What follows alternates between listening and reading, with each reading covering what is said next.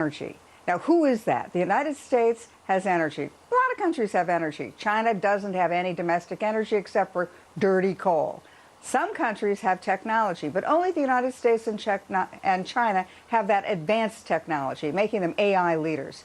So the country that has both, and that's the United States, has the energy and we have the technology. We're primed to be the dominant country for the next generation. The House Oversight Committee is taking its anti-fraud investigation to Ohio. Lawmakers formed a task force to investigate alleged fraud in home health care programs, alleging shell companies are billing Medicaid for inadequate care or without providing services overall. Oversight Committee Chair James Comer says the group's leader, Texas Congressman Brandon Gill, will uncover fraud in all 50 states. With respect to the Medicaid program, under the guise of minority contracts, under the guise of new programs the Democrats want to start with no guardrails, there's no accountability, there's been no auditing. Nearly a dozen people are rescued after a plane crashes off the Florida coast. Chris DeMeo has more. The U.S. Coast Guard is searching for the plane that went down about 80 miles off of Melbourne. It's not known why the plane crashed, but storms were reported in the area at the time. The 11 people on board all accounted for and were taken to the hospital for evaluation. The FAA tells Fox 35 that the plane was traveling between islands in the Bahamas when it crashed. The U.S. Coast Guard and Bahamian rescue teams both responded to the crash. Chris DeMeo, Fox News. 2 illegal aliens are facing deportation after a shooting which killed a pregnant woman's unborn child. 20-year-old Kiner Calero Hiron, a Nicaraguan national, and Yeremy Zapata Alaman, a citizen of Honduras, are facing capital murder charges, in addition to several other felonies for a shooting which injured a 17-year-old victim and killed her unborn child. The incident at a Dallas gas station May 3rd stemming from a confrontation between the victim's boyfriend and the 2 suspects, who police say then followed their car and fired into it, the bullet passing through the victim's pelvis and striking her unborn child. The 2 suspects were apprehended after they crashed their vehicle following a police chase. Officers found cocaine and MDMA in the vehicle, as well as illegal firearms. Lillian Wu, Fox News. A retired Navy ship commander says the destruction of any undersea cable by an adversary should be considered an act of war. Chad Groening has more. As President Trump sits down to talk with his Chinese counterpart, Xi Jinping, the topics are expected to focus on trade, artificial intelligence, and Taiwan. Prior to leaving for Beijing, Trump was warned by a former U.S. intelligence chief that adversaries like China can target undersea cables with the ability to, quote, inflict devastating economic chaos almost at will. And Taiwan has reported about 30 subsea cable incidents in recent years, including one in which Chinese vessels allegedly severed cables and cut communications for months. Retired Navy Commander Kirk Lippold commanded the USS Cole when it was attacked by terrorists in 2000. Number one, that doing something like that is tantamount to an act of war. And we should inform the Chinese when they engage in those activities, whatever vessels are directly doing it or supporting it are then considered legitimate targets. Lippold says that the president needs to be crystal clear that if an adversary chooses to engage in that activity, we are going to respond. And I hope the president does not respond proportionally, but overwhelmingly to send a signal that that type of activity will not be tolerated, period. I'm Chad Groening. Wall Street is mixed before the opening bell as oil prices steadied, and the technology sector appeared ready to bounce back from widespread losses to start the week. For American Family News, I'm Rusty Pugh. AFA Action takes attacks on the family seriously. The enemies of the family constantly employ new tactics to try to sneak past our radar. They know if we stand together, their evil plans will fail. Your gift to AFA Action allows us to stay vigilant against their onslaught. And if you give this month, you'll receive access to the Cultural Institute video When Your Faith is Illegal by Frank Harbor on AFA Stream as our thanks. You can make your gift today at afaaction.net.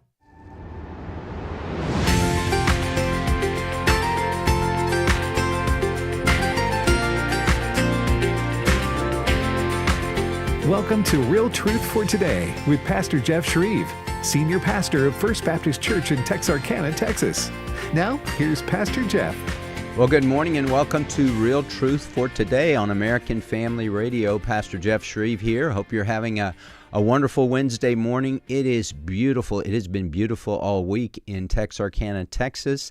And I had some friends in from out of town. We were playing golf on Monday afternoon, and then we played golf yesterday. We had the big First Baptist Church / From His Heart Ministries golf tournament, annual golf tournament at the beautiful Northridge Country Club here in Texarkana, Texas, and went really well. We had 23 teams playing, and everybody had a good time. And lo and behold, yours truly hit the ball closest to the pin on the special hole designated for closest to the pin, and he won a gift, a financial gift, $150 that he immediately gave back to the ministry. But it was fun nonetheless, and so we are always glad when that tournament comes around, because it's a great time to just be out there and have great fellowship, and then let people know more about the outreach of From His Heart Ministries. Well, and I do want to say, too, Tim Wildman was so gracious.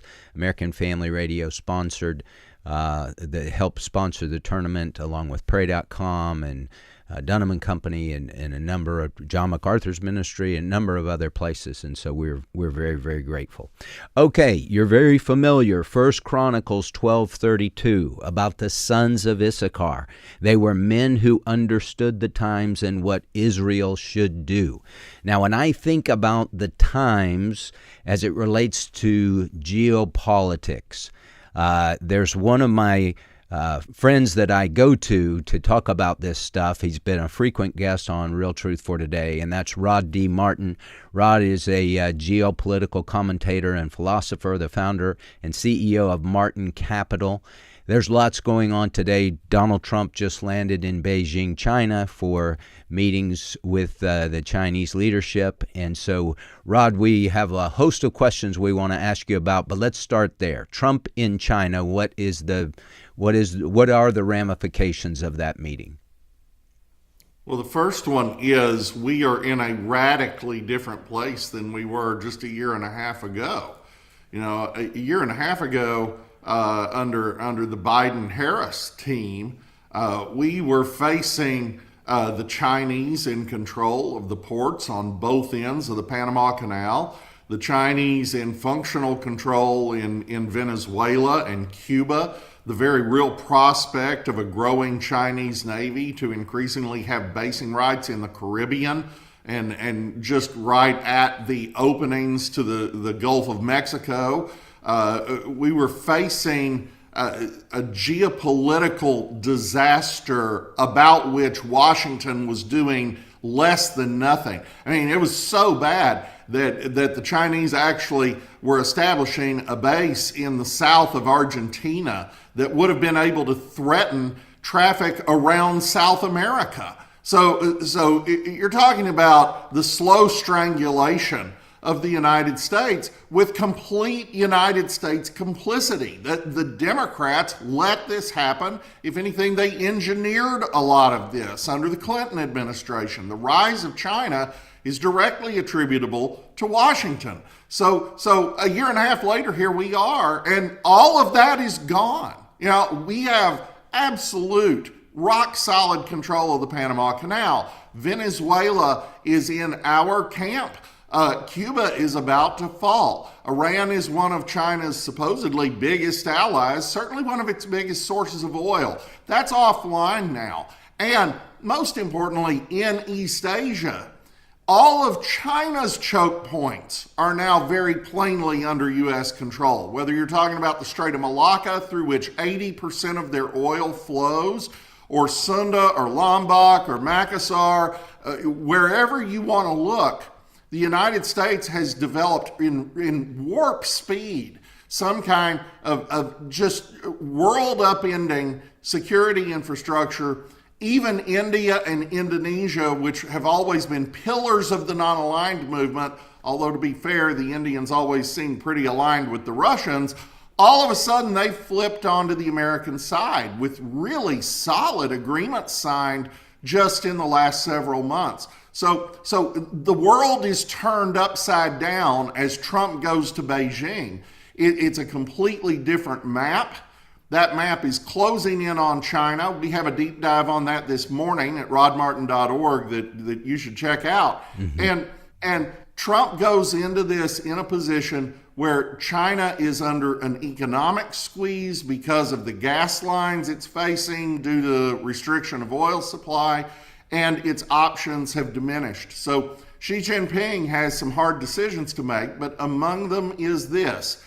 With an increasingly tanking economy and an impendingly shrinking population, he needs to double down on exports, and that's exactly what he's done. And to do that, he has to have access to the U.S. market. So there will be a bunch of horse trading. They will use the advantages they still have, but I feel very confident that we're moving to a much more constrained China and a much better trading relationship, actually, with China that benefits both countries instead of just taking advantage of one of them. Rod, when Donald Trump goes into a meeting like that, he's got in his mind what a win is for him. What's a win for America and Trump in this meeting? You know, the biggest single thing is probably rare earths. It's still true that the Chinese control most rare earths refining. And, you know, for those who don't know what that is, those are the metals that go into your iPhone, your F-35 fighter jets. You name it, these things matter. They aren't especially rare. That is a misnomer, but they're rarer in the earth than, say, hydrogen and helium and iron. So they're called rare earths on the periodic table. And we have a lot of them here. Actually, the United States has enough to supply the world 85% of all global needs just from here, but we don't produce it. We have very pointedly avoided producing it because it's a somewhat dirty process. The refining process is not cheap, and all the more so because we actually have serious environmental restrictions on things. We actually care about having a clean environment, as opposed to China, which is building on average 2 new coal plants per week while preaching the Green New Scam to the West. So yeah, they don't care about their environment. They care about their dominance. And so it was cheap and easy for the world to outsource rare earths refining to the Chinese. People actually ship them rare earths for them to refine and sell back. And of course, it's only the refined stuff that really matters. They refine 92% of the world's rare earths. That's changing. Trump is just on a campaign to diversify rare earths refining among U.S. allies, certainly Australia, potentially Ukraine, other parts of the world. Venezuela is one of them, but above all, the United States. And of course, our favorite foreign ally, the Republic of Texas, which has a new rare earths refining plant in Fort Worth that's really going like gangbusters. So that's the biggest thing. And the oil situation really helps with that, because we have just demonstrated a capacity to dramatically threaten China's energy supplies, not just the new defense agreement with Indonesia, not just the Iran war. The interdiction of shadow fleet tankers over the past 6-8 months has really sent shockwaves through the world. And virtually all of Russia's oil exports, virtually all of Venezuela's, virtually all of Iran's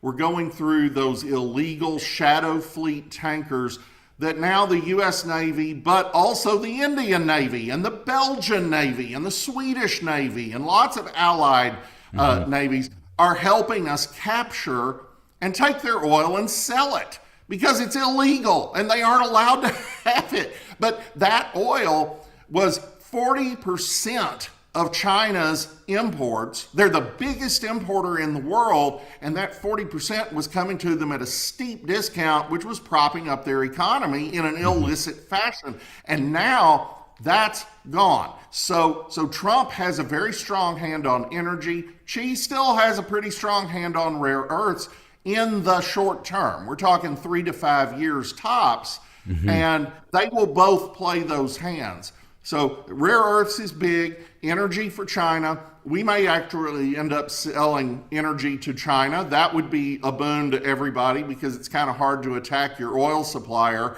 And hopefully we get to a more peaceful situation in the Taiwan Strait. Okay, Rod, the famous phrase, politics makes strange bedfellows. China linked up with Iran. They couldn't be more different in terms of being an atheistic country and a radical Islamic country. From China's perspective, they just use Iran for the oil, and so we'll support you for this. I mean, they can't. They definitely wouldn't agree on their ideology or how they run their country because they're brutal too. But what's the connection there? Well, it's very much like Mayor Mamdani's Red-Green Alliance in New York. It's not really about the ideologies themselves. When they win, they'll start killing each other. That's a given. Mm-hmm. But in the short term, they have one enemy, and that's the United States. Okay. And you'll hear some of our friends talk about, their enemy being Israel. Well, China doesn't give a penny about Israel. That's irrelevant to them. The Iranians do. None of them really care. It's about America. It always was. The Iranians have always, and by always I mean since the Islamist takeover in 1979, the Islamic regime has always labeled Israel the little Satan and America the great Satan. We're the target. We're the people in the way of both of their ideologies prospering. So yeah, they've linked up. And of course, it's not just the oil. In China and Iran's case, it's also the fact that Iran made itself the center of every military conflict in the Middle East. There's not a single active military conflict in the Middle East in the last 5 or 10 years that hasn't been armed, funded, and directed from Tehran. And that has been wonderful from the Chinese perspective because it raised the price of oil for the West while they're getting all this steeply discounted illicit oil for themselves. And it also created trouble for the United States, tying our forces down in regions around the world that are far away from China. So, that's what the Iran operation is about more than anything else. It's rolling that up in the same way we have just rolled up Chinese influence in the Caribbean. And the net result of that is we're able to focus fire if we need to focus fire in East Asia against our biggest geopolitical, not just competitor, but let's be honest about it, enemy. Mm-hmm. Where does North Korea fit into that axis of evil? North Korea is an interesting case. A friend of mine wrote an essay on this 20 years ago called Ferocious, Crazy, and Weak. And that's their MO. They want you to believe that they will do crazy things so that you don't do things to them. And that has largely worked for them. They have been successful in avoiding anything that deeply threatens their interests, and more power to them on that, I guess. Someday that regime will fall. Someday Korea will be free. But in the meantime, they're kind of an also-ran. They are supplying help to the Russians in their invasion of Ukraine, which is going horribly awry. And they're certainly a problem area for the United States, as Iran has been, but they're not a meaningful threat, especially if the United States deploys Trump's Golden Dome missile defense that will shoot down enemy ballistic missiles. That's really key. Well, you're listening to Real Truth for Today. Pastor Jeff Schreve here, talking to my friend Rod Martin. We're talking about the climate of the geopolitical situation, Trump in Beijing, what's going on in Iran, and other things that you need to know about. We'll be right back. Have you ever watched a mystery movie convinced you already knew the villain? So you filtered every clue through that assumption. When the real ending arrived, you'd missed it completely. You were so locked into your theory, you couldn't see what the story was actually telling you. That's what happens when people approach Bible prophecy with a man-made framework already in place. Paul urged young Timothy to accurately handle the word of truth, meaning, let Scripture speak for itself. When you simply read God's prophetic word plainly, the outline of what lies ahead becomes remarkably clear. Jesus promised to return, reign on this earth, and establish peace and righteousness. That's not interpretation, that's the text. Come to Bible prophecy with fresh eyes and let God speak for himself. This is Tim Moore wishing you Godspeed. Find out what the Lord wants you to do while you await his soon return. Go to christinprophecy.org.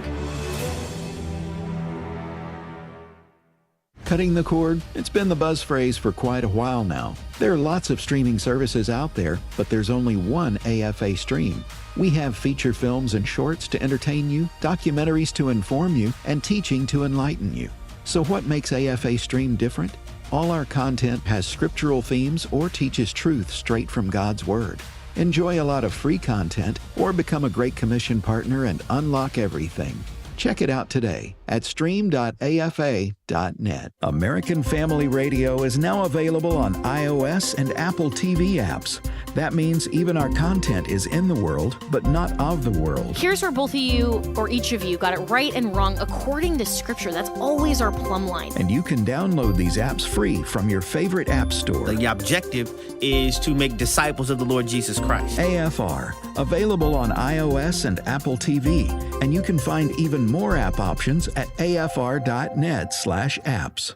The following is a real-life story from Trinity Debt Management. When I was feeling the stress of too much credit card debt, I looked at two different options: debt settlement and debt management. They may sound the same, but guess what? They're not. Debt settlement seemed like a quick fix, but I found out it would destroy my credit, create tax headaches, and hit me with huge fees. They actually told me to stop paying my bills. No way, not me.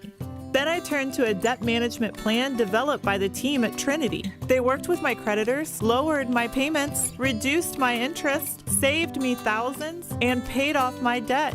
And Trinity is a Christian company, which is important to me. If credit card debt has you down, call Trinity at 1-800-788-1813. My name is Heather. Please forget debt settlement and remember Trinity Debt Management. 1-800-788-1813. This is Real Truth for Today. Podcasts of the program are available on the podcast page at afr.net. Now, back to Pastor Jeff Schreve. Welcome back to the program. Pastor Jeff here. We're talking to my friend, geopolitical commentator Rod Martin. And when I want to know something about what's going on in the world and how to understand it from a Christian perspective, I immediately think of Rod Martin because he's one of the smartest guys I know, and he's very insightful when it comes to how these pieces on the world chessboard are being moved. You know, Rod, one of the things that I marvel at is how astute Donald Trump is when it comes to understanding the world. Now, I don't think he understands Islam very well, but as far as what is in the interests of America, he understands that really well. He understands we have to control this area, we have to control that area. As you said at the beginning of the program, Biden was letting China start to take over all that stuff. If you think about the game Monopoly, you can't afford to let your opponent have two streets on the board. How do you think Trump gets his information in terms of understanding those things? Because he seems extremely insightful with that. You know, one of the things is that Trump really listens to people. And that sounds counterintuitive because, of course, the media has just spent a decade telling us what an idiot and just megalomaniac the man is. That's not at all who he is. And in private, that's shockingly clear. This is a kind, gentlemanly soul in private who really cares about kids and really really cares about the people who work for him, even at the very lowest level. And somebody will get in trouble. A widow will lose her husband, not have a way to keep her house, and he'll just write a check and pay her off her mortgage. And I mean, it's just not at all as presented. So this is a man who actually knows what he doesn't know. He's old enough to know better, and he actually seems to.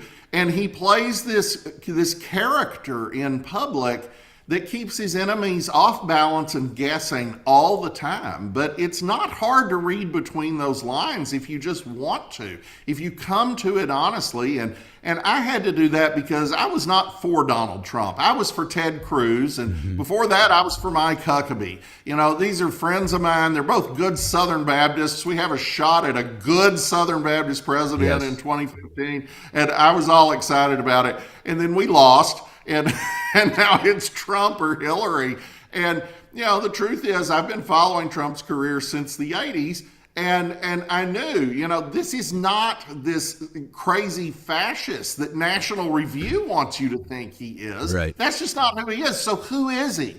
And I went back and I reread a bunch of his books. He's written a ton of books, and they talk about his negotiating strategy, his communication strategy. They talk about what he wants to do and he wants America to be. Back decades ago, he was lining out all the same things that he's talking about now. He was doing it in a little more acceptable fashion to the elites who are off-put by his communication style now. But he knows better. He knows half the country has less than 100 IQ. So he communicates to the country and doesn't care what the Beltway elites think. Right. And that is refreshing. And it also points to this very highly educated man's actual functional humility, which is just crazy to say, but it's true. Yes. He listens to everybody. He listens to every news source he has time to listen to. He reads a lot more than you would think, and he listens to people. A lot of people have his phone number and can just pick it up and call him, and he takes a lot of those calls. And he synthesizes it through that businessman's mind who's been doing major real estate deals for decades, and he knows when he's getting conned. So, he's really quite astute. And you mentioned, I don't think he really understands Islam. Well, I don't know that he does, but I know he knows how to get Islamic leaders to do what he wants an awful lot of the time. And we just saw that in the UAE, which technically is ruled by Sharia law. And it's the different emirates are absolute monarchies, at least on paper, and you certainly don't want to cross the emir. But at the same time, they just ditched OPEC. They just joined what amounts to an American-led energy bloc. And their departure trashes OPEC's ability to manipulate global oil prices. They're seeking a currency swap line with the United States. They want to be in that club with Western Europe and Japan. They want to actually be married to the dollar system. That is a dagger at the heart of Xi Jinping's plans to harm the dollar. And we now learned, the Wall Street Journal reported yesterday, they are conducting military strikes in Iran alongside us covertly, possibly even spec ops on the ground. This is an ally in every possible sense, and it's Islamic. And the question becomes, okay, do you have to understand their theology, or do you just have to understand how to get them to act against it? And he has a great instinct for that. Yeah. Let me ask you this, Rod. Who do you think Trump would say has influenced him into making him the person he is, understanding the world the way he does? Have you ever heard him talk about that? Yeah, I would say he would list first and foremost Fred Trump, his father.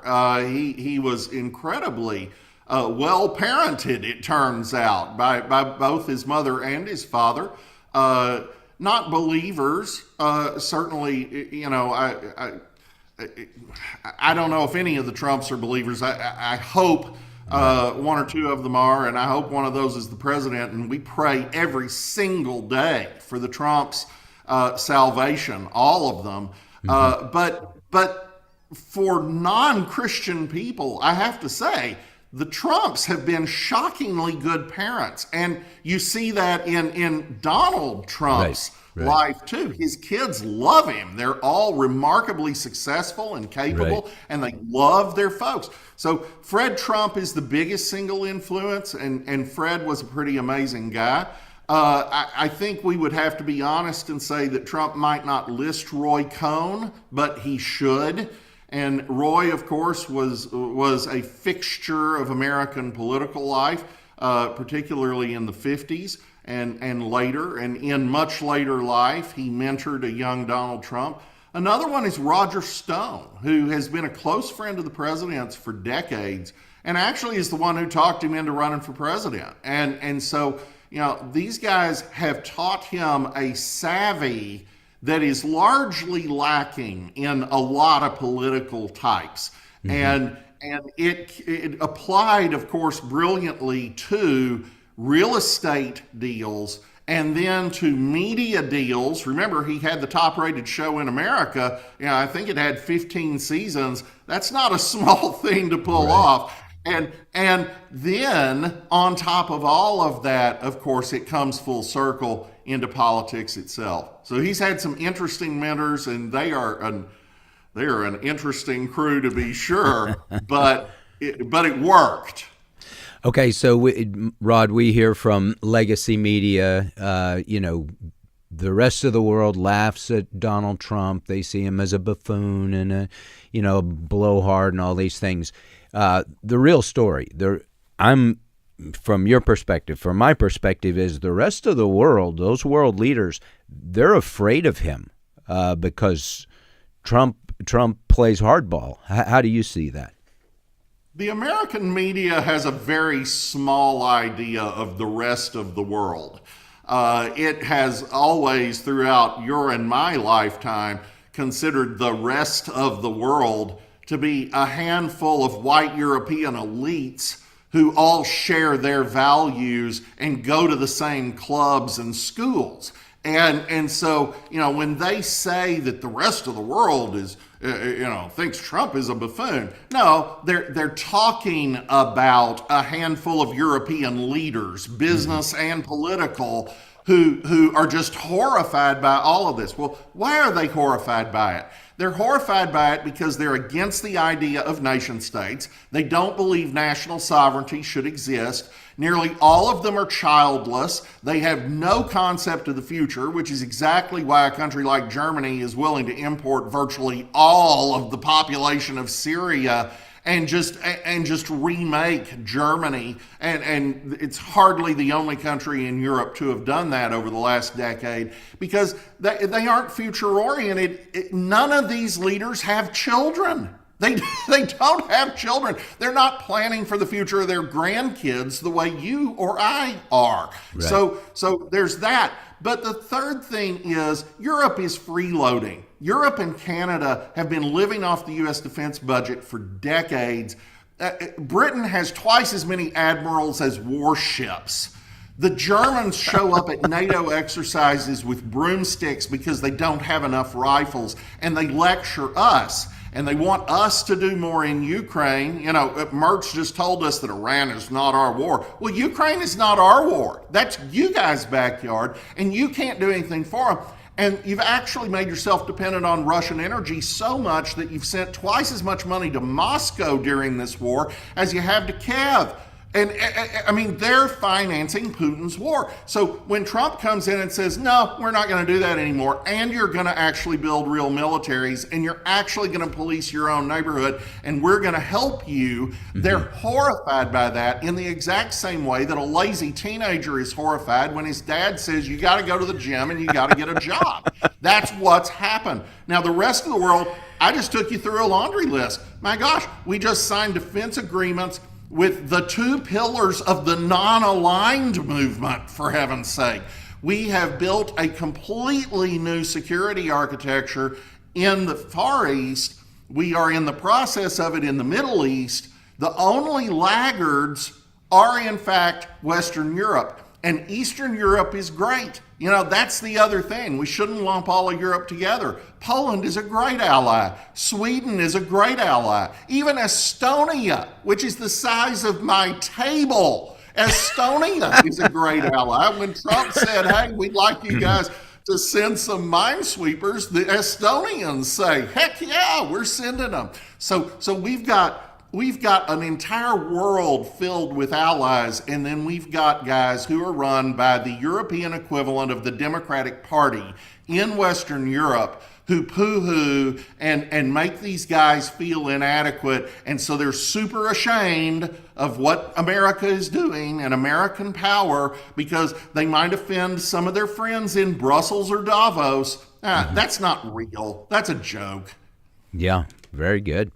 All right, the Iranian war, Rod, do you think that's coming to a close? I marvel that they're able to still keep going and still keep a stranglehold on their people when they've just been so decimated. How long can that keep going? Well, it can keep going until you hit some critical mass where it can no longer keep going. I mean, this is like, you've heard the story about, how did you go bankrupt? Well, first gradually and then suddenly. And that's where they are. They're going bankrupt because the blockade is depriving them of between $400 and $500 million a day. A day. I mean, this is not a large country. It's a large country in terms of population, but not in terms of economy.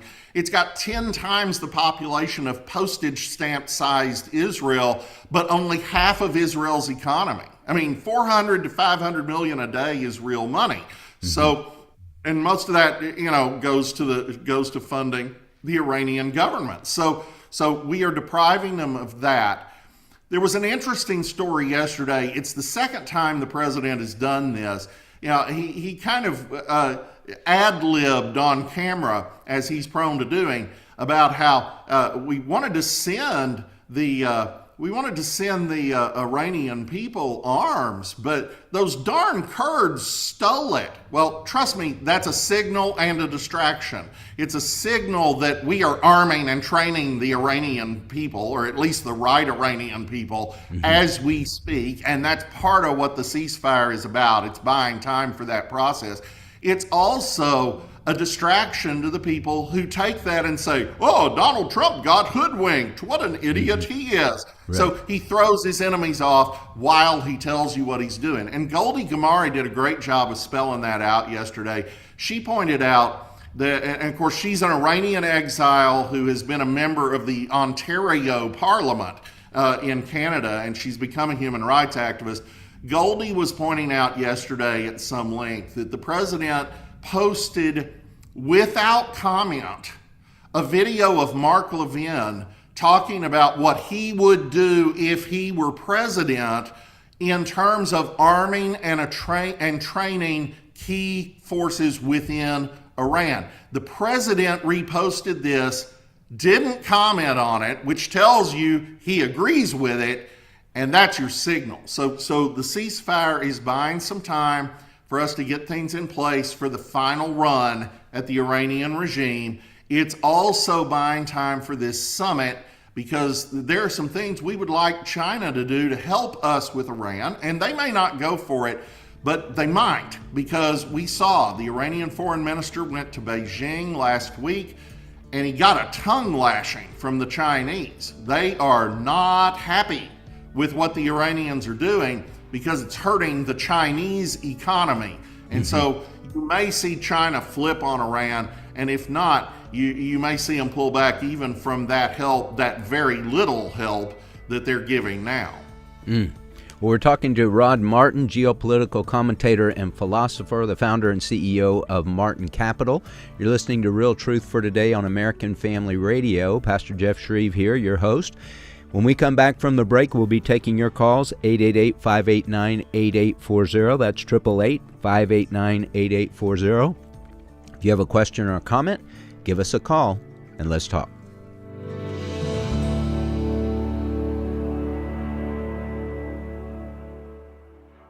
Hello, my name is Andy Miller, and I'm the president of Wesley Biblical Seminary based in Ridgeland, Mississippi.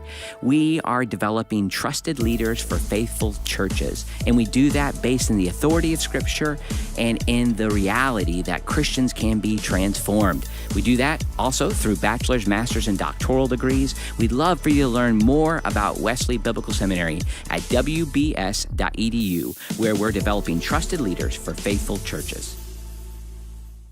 Blue Mountain Christian University offers a fully online RN to BSN degree for registered nurses. This cohort-based program is designed for working nurses and can be completed in as little as 1 year or part-time over 2 years. RN to BSN students are admitted each fall, and coursework is delivered online with instruction grounded in a Christian worldview. Learn more about the RN to BSN online degree at bmc.edu.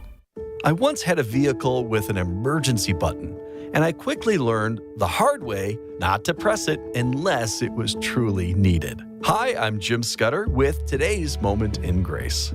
Too often we treat prayer the same way, using it only in emergencies. In Mark chapter 11, Jesus teaches that prayer requires a right heart. He points to forgiveness, faith, and alignment with God's will. If we hold on to sin, doubt God's power, or pray selfishly, our fellowship is hindered. Prayer is not meant to be occasional. It's meant to be constant communication with our Father. Examine your heart today and do not use prayer as an emergency button. Believe and trust Him fully.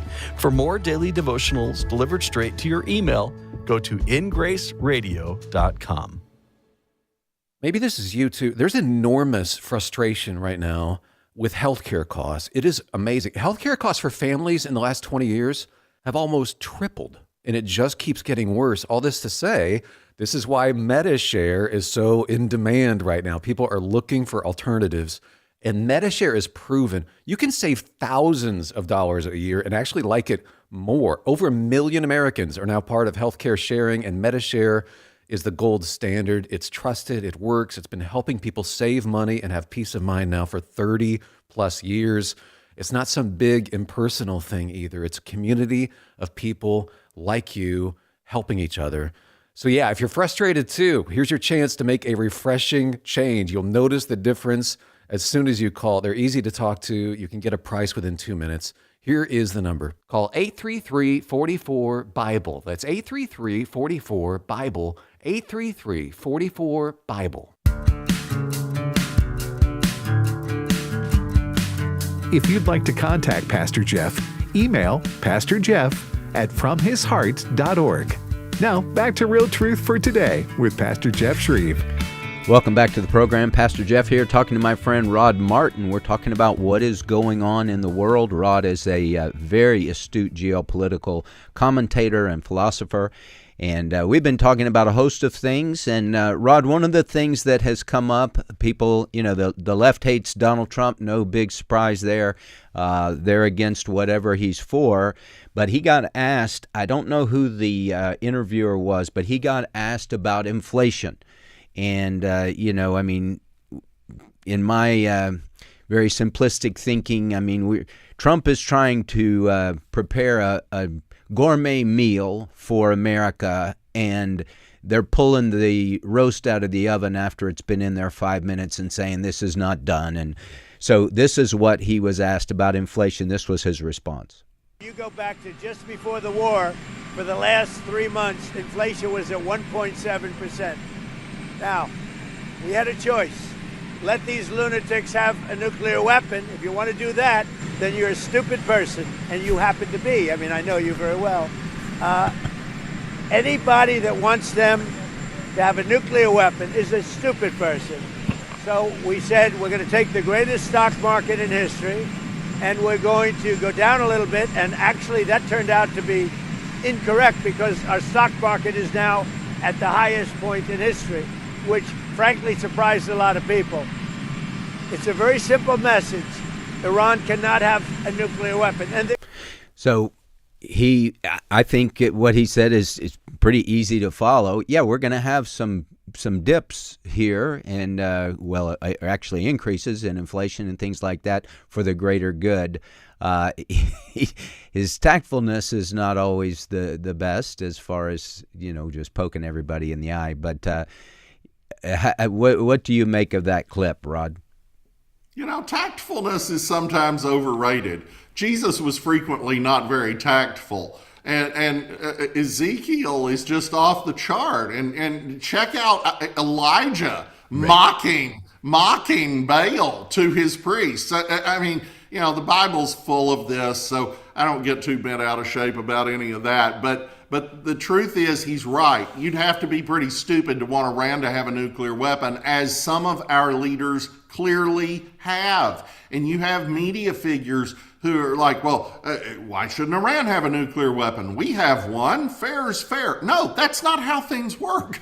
Our country, our government exists to protect our people. If they have a nuclear weapon, they're the one country on the planet that might really use it. Mm-hmm. We've demonstrated that the North Koreans aren't as crazy as they pretend to be, but the Iranians are actually crazier than they look, because their eschatology says that they have to actually burn down the world to get their Messiah, the Mahdi, to return. So you can't let these people have a nuclear weapon, and he's spot on about that. What that does translate to, and we've been talking about this for a long time, this war is a short-term thing. And people are, it's been going on for weeks. Yeah, most wars go on for years. Ask Russia and Ukraine about that. Right. Ask George Bush about Afghanistan.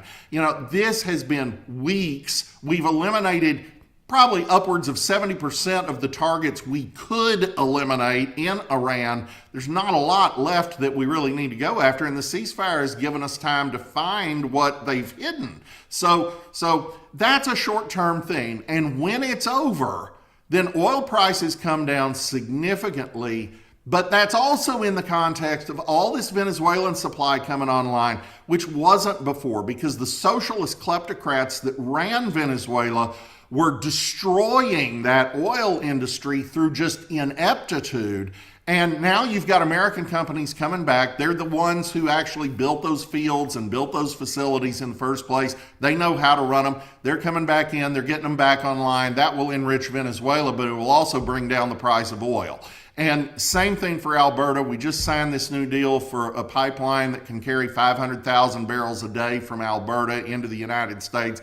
That's a big deal. And the UAE coming out of OPEC, ditching OPEC, that renders OPEC virtually incapable of fixing global oil prices ever again. So on all these points, you see a downward pressure on the price of oil. That brings down the price of fertilizer. That brings down the price of gasoline. That brings down the price of literally everything. And that's in the context also of in March, we had 3 times the job growth that was expected. We're in a CapEx boom, which means people are building factories like crazy. And in the short term, that's a lot of construction jobs. In the slightly longer term, that is a massively greater number of upper middle class, high skilled factory work. That's transformative. That's rebuilding the American dream that existed before we shipped all our jobs to China. And Trump is all over it. So I really think, we're into the year, so there's no question we don't have that much time between now and the midterms, but we have enough, I believe. And I think you get into a pretty serious economic boom well in advance of November. And by next year, you just won't believe all the prosperity. It'll be like Trump saying, you'll get tired of winning, just too much winning. And that's where we're headed. Yeah, well, that's good. I don't think I'd ever get tired of winning, but I understand the sentiment. Okay, let's go to the phone lines, 888-589-8840. We have Bob on the line from Virginia. Bob, welcome to Real Truth for Today. Well, great. Thank you. I appreciate your program. Appreciate Rod and all he does. I've got 2 questions for you. One is, if we don't use any oil in Iran, why are gas prices so high here in the United States if we're using domestic oil? And the second question is, I love Trump and what he's doing for America. So if he is so smart, and he is, why can't he solve the national debt within a few weeks, months, a year? And thank you for all that you do. I'll hang up and listen to your comment. Thank you. Thank you, Bob. I appreciate that. All right, Rod. Well, thank you. And as far as the debt, that's actually a pretty easy answer. It's $38 trillion. The United States economy is only $30 trillion. And to be fair, those are kind of different numbers because that 37 or 38 trillion is a static number. The U.S. economy is 30 trillion a year. So we have to keep that in perspective. But no, you're not going to pay it off in one lump. That's not going to happen. But what you can do is first tackle the deficit, which is the difference between what we take in tax revenue and what we spend each year. The Biden team got that deficit up to almost $2 trillion a year. So you're massively increasing the national debt every single year. And we see where it went. It went to luring centers in Minnesota. It went to all this Medicaid fraud in California. It went to USAID, which had a bigger budget than the State Department and the CIA combined and was spending it on things like forced sterilizations of Native women in Peru and advancing the LGBTQ agenda in Africa and overthrowing governments in Europe and the Middle East. So, Trump is cutting all of that as fast as he can. He's also increasing revenue. The tariffs, it's almost a misnomer. Yes, we've got a lot of tariff revenue. Yes, that actually matters, but that's not really where it's going. Where it's going is it's facilitating the creation of a lot of new American industry that pays a lot of new American taxes. And then on top of that, you get Kevin Warsh over at the Fed. He just got confirmed yesterday. He's up for confirmation as chairman of the Fed next week. You get him over at the Fed. The biggest, cruelest tax on Americans right now is actually interest rates that are at least 200 basis points higher than they ought to be just to hurt Trump. And that's got to change. And Warsh will change it, and suddenly interest rates come back to a reasonable number, and everybody is more prosperous as a result. That means more tax revenue, which means a lower debt. And I really think that Trump could potentially, not guaranteeing this, but could potentially by the end of his term actually have the budget in surplus and be paying down the debt. But if not, the next Republican president absolutely could, and we proved that through Republican budgetary measures in the late 90s. Bill Clinton got credit for it, but Newt Gingrich forced it down Clinton's throat, and he got the benefit of it. So that's the debt question. As far as inflation, the truth of the matter is we have a structural problem on gasoline. We haven't built a refinery in this country since the 1970s. And the Democrats in California have shuttered a bunch of refineries that we did have. So there's a new refinery under construction right now for the first time in virtually our whole lifetime. That will help because your car can't burn crude oil. So we have a bottleneck at the supply of gasoline itself, and we're solving that, but that's going to take a little bit of time, just like the rare earths thing. So anyway, you bring down oil prices and gas prices will drop, but they won't drop as much as they will after we have more refining capacity, more pipeline capacity, more transport capacity. All of that is necessary, and it's coming. I mean, this administration is pushing it really hard. One final thing on that, the Energy Department under Trump has fast-tracked these safe, small modular nuclear reactors that use advanced technology. It's impossible for them to melt down. It's basically impossible to have the kind of accident you had at Fukushima or Chernobyl. It cannot happen. It's just physically impossible. And that will take a tremendous amount of pressure off the electrical grid at a time when we need more electricity than ever. And if you can produce it that way, you don't have to burn oil to produce it. You don't have to burn as much gas to produce it. So you export that stuff, you bring a ton of money into the United States from the exports, and we're making bank on our domestic nuclear power. And so the Trump team has a full-orbed strategy on this that's really quite remarkable, and I just don't know how they get it all done. There has never been a presidential term that has gone this far, this fast on this many different things. It's mind-blowing for sure. Well, that was very good, Rod. Okay, we have David on the line from Florida. David, welcome to Real Truth for Today. Good morning. It's a pleasure to be on your show again, Pastor. And Mr. Martin, I really enjoy your posts every morning. Thank you. I've got a question. I've got a question and a comment. My question is, what did AOC mean by "we don't need a president"? And I also want to know, why don't the Republican parties run 10 or 15-second ads on TV, the effects of socialism, Marxism, communism, and those isms that so many Americans are so thrilled about? Maybe you can explain that to me. I appreciate your time.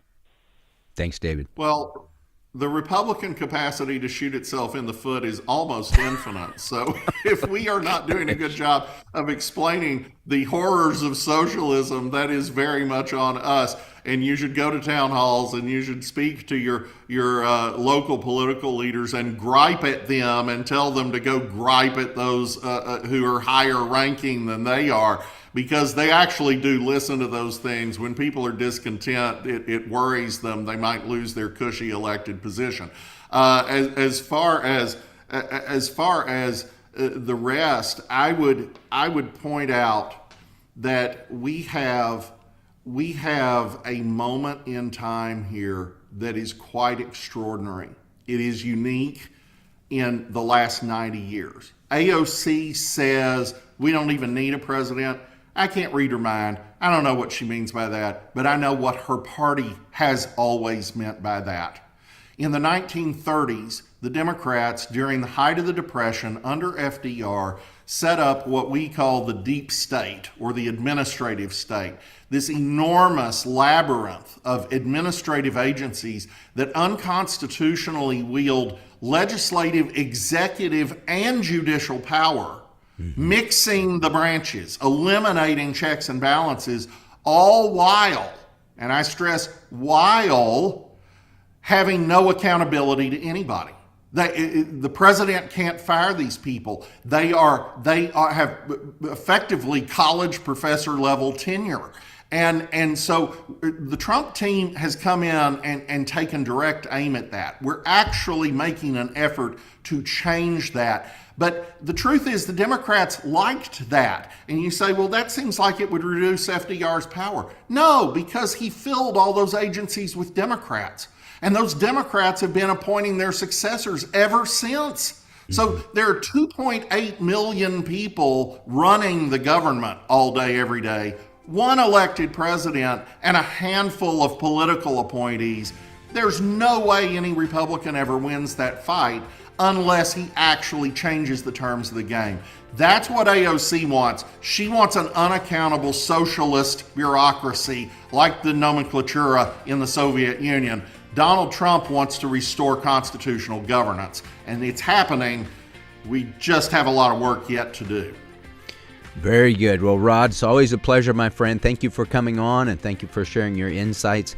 And thanks for listening to Real Truth for Today. Pastor Jeff Schreve here on American Family Radio. Hey, go out today, shine for Christ, and share what great things the Lord has done for you. And guess what? God will use you as His witness. God bless you.